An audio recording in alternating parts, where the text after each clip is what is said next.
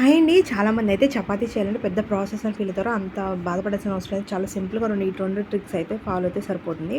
ముందుగా మనం గోధుమ పిండి కలుపుకునేటప్పుడే అందులో కొంచెం ఆయిల్, కొద్దిగా వాటర్ యాడ్ చేసుకుంటాం కదా! ఎలాగో సాల్ట్ వేసేసుకొని కలుపుకునేటప్పుడు కొంచెం కొంచెం వాటర్ మనం కలుపుకున్నప్పుడే అది జోరు కాకుండా అయితే కలుపుకోవాలండి. అప్పుడైతే మనకి పిండి అనేది చాలా పర్ఫెక్ట్‌గా వస్తుంది. జోరైపోతే మళ్ళీ పిండేస్తే గట్టిపడిపోతుంది.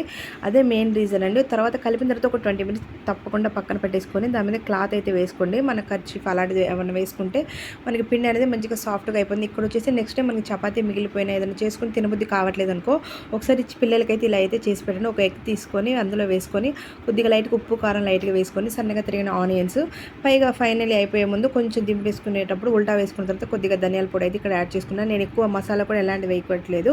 ఇక్కడ మంచిగా చిన్న చిన్న పిజ్జా షేప్‌లో అయితే మా బిట్టుకి కట్ చేసి అయితే ఇచ్చాను అనమాట. టేస్ట్ కూడా చాలా బాగుంటుంది. పిల్లలు కూడా అది చూసి కొంచెం ఇష్టంగా అయితే తింటారు కదా! ఈ ట్రిక్ అయితే మీ అందరికీ తప్పకుండా నచ్చుతుంది. వీడియో కనుక నచ్చితే like and share and subscribe